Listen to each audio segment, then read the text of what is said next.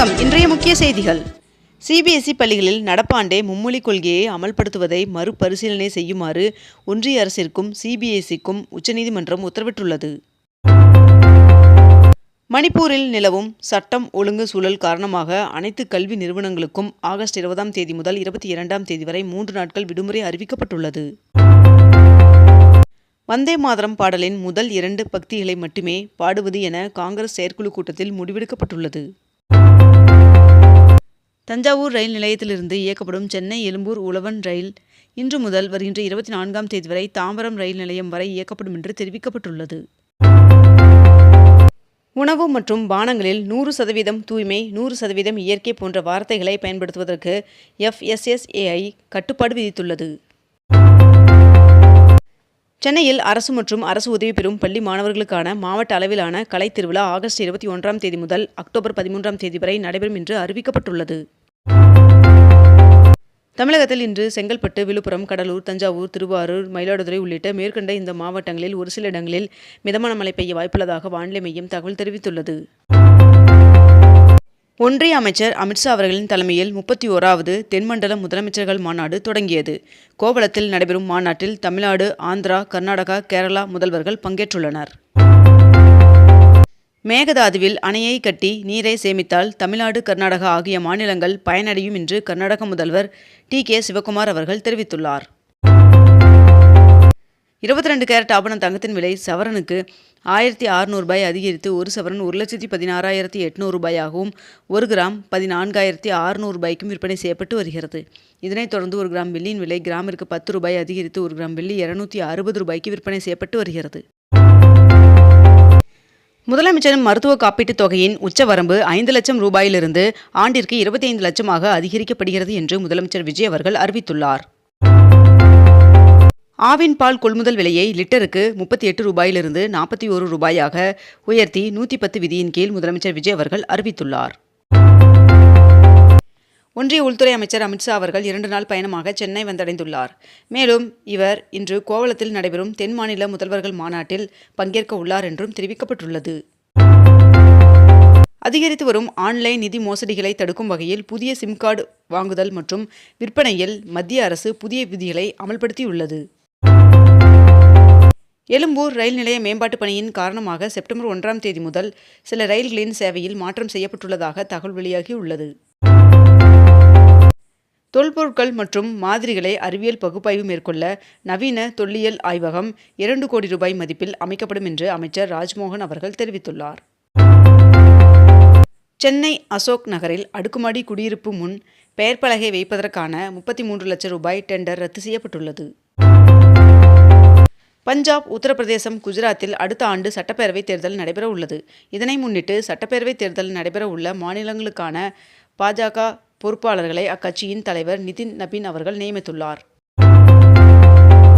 மேகமலை புலிகள் சரணாலயம் பகுதிகளின் ஆக்கிரமிப்புகளை முழுமையாக அப்புறப்படுத்த வேண்டும் என்று உச்சநீதிமன்றம் மீண்டும் திட்டவட்டமாக தெரிவித்துள்ளது. கும்மிடிப்பூண்டி, கூடூர் இடையே புதிய ரயில் வழித்தடத்திற்கு ஒன்றிய அமைச்சரவை ஒப்புதல் வழங்கியுள்ளது. புதுச்சேரி மகளிர் பொறியியல் கல்லூரியில் சென்டாக் மூலம் நடப்பு கல்வியாண்டில் சேரும் தகுதியான மாணவிகளுக்கு கல்வி கட்டண சலுகை அறிவிக்கப்பட்டுள்ளது.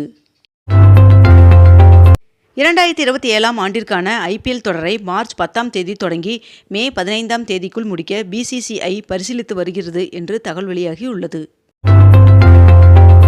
வேளாங்கண்ணி மாதா பேராலய திருவிழாவை முன்னிட்டு திருவனந்தபுரம், வேளாங்கண்ணி இடையே வாராந்திர சிறப்பு ரயில்கள் இயக்கப்படும் என்று தெற்கு ரயில்வே அறிவித்துள்ளது. தமிழகத்தில் 1 கோடி ரூபாய் வரை திட்ட மதிப்புள்ள பொதுப்பணித்துறை ஒப்பந்தங்களில் தகுதி வாய்ந்த பொறியியல் பட்டதாரிகள் சலுகைகளுடன் பங்கேற்க வாய்ப்பு வழங்கப்படும் என்று அமைச்சர் ஆதவ் அர்ஜுனா அவர்கள் அறிவித்துள்ளார். மத்திய உள்துறை அமைச்சர் அமித்ஷா அவர்கள் நாளை மாமல்லபுரத்திற்கு வருகை தந்து அங்குள்ள தொல்பொருள் ஆய்வுத்துறையின் கட்டுப்பாட்டில் உள்ள வரலாற்று சிறப்புமிக்க புராதன சின்னங்களை பார்வையிட உள்ளார்.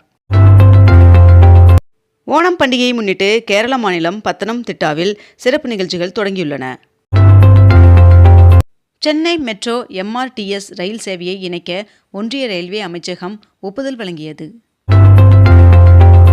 திருவண்ணாமலை அண்ணாமலையார் சுவாமி கோவிலில் செப்டம்பர் 1ஆம் தேதி முதல் பக்தர்கள் செல்போன்களை உள்ளே எடுத்து செல்ல கோவில் நிர்வாகம் தடை விதித்துள்ளது. விவசாயிகள் தங்கள் மாவட்டங்களில் உள்ள ஆய்வகங்கள், கிடங்குகள் போன்ற விவரங்களை எளிதில் அறிய டிஎன் எபெக்ஸ் என்ற செயலியை தமிழக அரசு அறிமுகப்படுத்தியுள்ளது. 2026ஆம் ஆண்டின் மகளிர் ஹாக்கி உலகக்கோப்பை போட்டியில் இந்திய அணி தனது இரண்டாவது போட்டியில் தென்னாப்பிரிக்காவை 6-1 என்ற கோல் கணக்கில் வீழ்த்தியது. உலகளவில் தேங்காய் உற்பத்தியில் இந்தியா முதலிடம் பிடித்துள்ளது. வடகிழக்கு பருவமழை முன்னெச்சரிக்கை நடவடிக்கையாக சென்னையில் 15 மண்டலங்களுக்கும் நோடல் அதிகாரிகளை நியமித்து மாநகராட்சி ஆணையர் உத்தரவிட்டுள்ளார். கடலூரில் ஹைட்ரோ கார்பன் திட்டத்திற்கு தமிழக அரசு அனுமதி கொடுக்காது என்று அமைச்சர் PK ராஜீவ் அவர்கள் உறுதியளித்துள்ளார். தமிழகத்தில் அரசு பெண் பணியாளர்களின் 3வது குழந்தைக்கு ஓராண்டு மகப்பேறு விடுப்பு வழங்கப்படும் என்று அமைச்சர் சரத்குமார் அவர்கள் அறிவித்துள்ளார். சென்னையில் ஒலிம்பிக் இல்லம் அமைக்கப்படும் என்று அமைச்சர் ஆதவ் அர்ஜுனா அவர்கள் அறிவித்துள்ளார். தமிழகத்தில் 60 வயதிற்கு மேற்பட்ட முதியவர்கள் ஆன்மீக தலங்கள், கோவில்களுக்கு எளிதாக சென்று வர பேருந்து வசதிகள் மற்றும் சிறப்பு ஏற்பாடுகள் செய்வது குறித்து ஆலோசிக்கப்பட்டு வருவதாக சுற்றுலாத்துறை அமைச்சர் ராஜேஷ்குமார் அவர்கள் தெரிவித்துள்ளார். மேகமலை விவகாரம் தொடர்பாக சீராய்வு மனு தாக்கல் செய்யப்படும் என்று அமைச்சர் தெரிவித்துள்ளார்.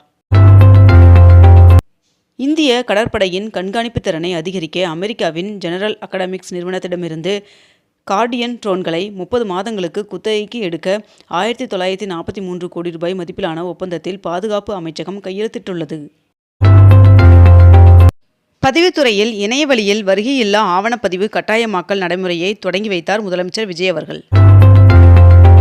காவிரி நீர் மேலாண்மை ஆணைய உத்தரவின்படி காவிரியில் தமிழ்நாட்டிற்கு தண்ணீர் திறந்துவிட கர்நாடக அரசிற்கு உச்சநீதிமன்றம் அதிரடி உத்தரவு பிறப்பித்துள்ளது.